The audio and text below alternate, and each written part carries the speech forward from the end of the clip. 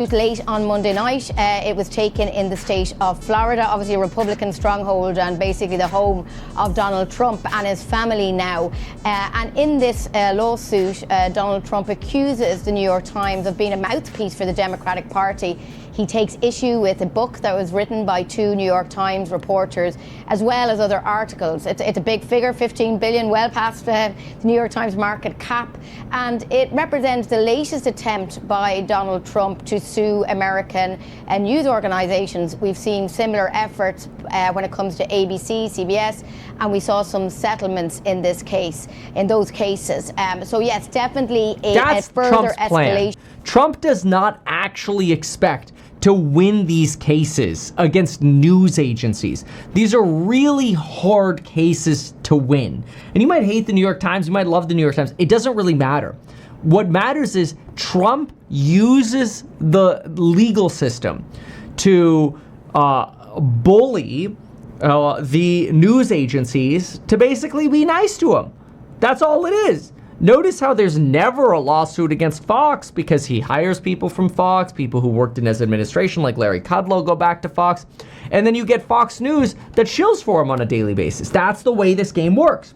Like Larry Kudlow, literally yesterday, had a recorded segment that he played twice where he's like, you know, is it possible tariffs might be causing some consumer inflation? Yes, but for the larger grand scheme of things, that's okay for the benefits we're getting from tariff revenues. And should that stop the Fed from cutting? We don't think so. We think the Fed should lower costs for Americans. It's literally like Trump's mouthpiece. So, yes, it is very normal for Trump to do this. And so what happened is, yesterday on Truth Social, Donald Trump announced a $15 billion defamation and libel lawsuit against the New York Times, which is really difficult to bring a lawsuit of this because you have to prove that the New York Times acted with actual malice. When you're a public figure, you can't just say, hey, you said something mean about me, I'm going to sue you because it caused damages. When you're a public figure, the standard goes way up. We have massive First Amendment protections in the United States. That said, nobody actually expects these cases to go before a jury or some kind of even bench trial. Why? Because 99% of cases settle. It's the same thing with Columbia or Harvard. Do they want to go through 2 years of being, investigated by Trump's administration because he can basically direct investigations? Or is it better to just settle with Trump? It's like the CBS lawsuit where they paid him $15 million in a settlement, and then right after they pay him $15 million in the settlement, the FTC approves the Paramount deal that Paramount's been wanting to do, and Paramount owns CBS. So it's no surprise that there's a lot of weaponization of basically the legal system to get what he wants. Anyway, so yes, he filed in the U.S. District Court in Florida. He names 4 reporters, Peter Barker, Susan Craig, Michael Schmidt, and Ross Boutner, and Penguin Random House, publisher of a 2024 book about Trump. 85-page complaint. Alleges the book contained repugnant distortions and fabrications about Trump, harming his business, personal reputation, and even causing a decline in the share price of Truth Social. That's interesting. So now he's saying, the reason, Truth Social is falling is because of this book. Which is crazy because if you look at Truth Social, Truth Social has no real revenues. Their revenues are terrible. Their expenses are massive. They pay millions of dollars in consultation fees and operating expenses. You can just look this up yourself. Truth Social Investor Relations. We'll do it together really quick. You pull up the financials of Truth Social. They're horrible.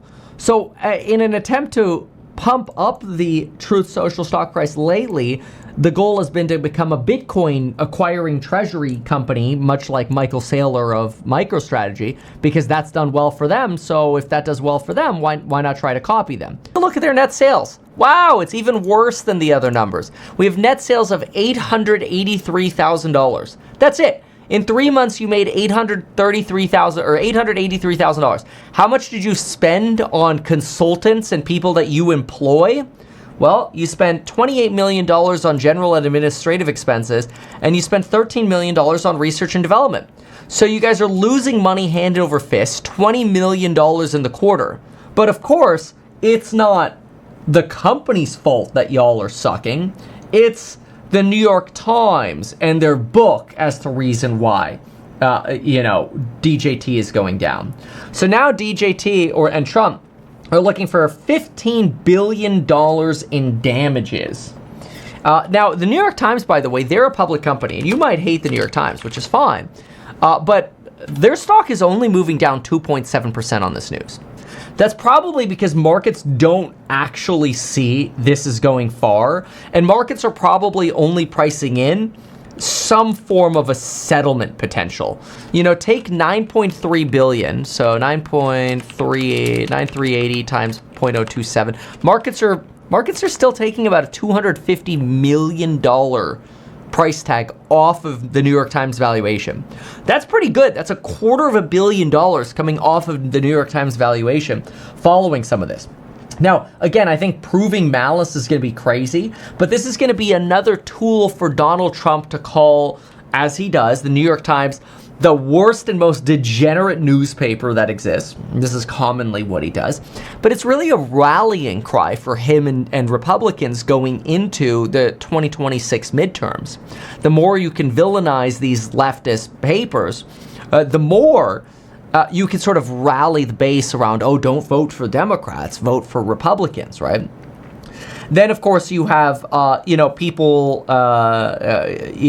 circulating commentary on X suggesting that, hey, this is good. The New York Times needs to be held to account. Other people are like, man, this is a straight attack on free speech. Not a surprise. And so there's commentary on all angles. The reality is, if this went all the way to trial, the odds are Donald Trump would lose. But to get to trial, Donald Trump will probably be out of office. So in the meantime, it's going to cost the New York Times hundreds of thousands of dollars in legal fees and continuously be a point of contention throughout the next 2 or 3 years. So Trump doesn't really lose. It doesn't really cost Trump legal fees because he's probably just using, internal White House staff anyway. So it doesn't really cost him anything. It gives him a political rallying cry. It lets him point out, well, the only reason DJT is down is because of the fake news media. It has nothing to do with our financials. So it lets him, get cover on this. And it's what he always says. It's a tool for him to weaponize his hate for the left. And that's what he's doing.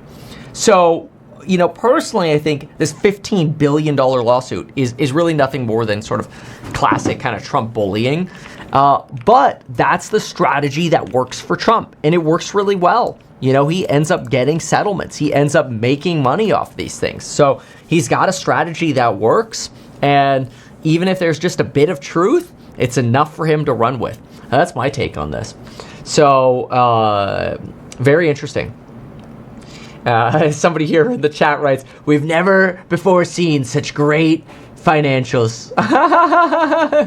Yeah, good point. Let's see here. The best stock we have ever seen. None thought it was possible. Discovery would be interesting. Well, yeah, sure. Because what the problem with this though is how do you usually reporters or book writers have journalistic privilege where if they say hey, we have anonymous sources that told us something, the public is able to look at that and say, all right, well, I don't believe your anonymous sources. But that still shields the journalist from saying it. And in order to protect journalistic privilege in America, journalists are pretty heavily protected in giving up their sources. So once you give up your sources, then people might not talk to journalists anymore at all. And then it's okay, is that then bad for society, right? So that's very interesting to me. Very, very interesting. So Hybrid Universe says, it's worth buying the course. The Alpha report is done live. Oh, that's awesome. Well, thank you for saying that. Appreciate you saying that. Anyway, yeah.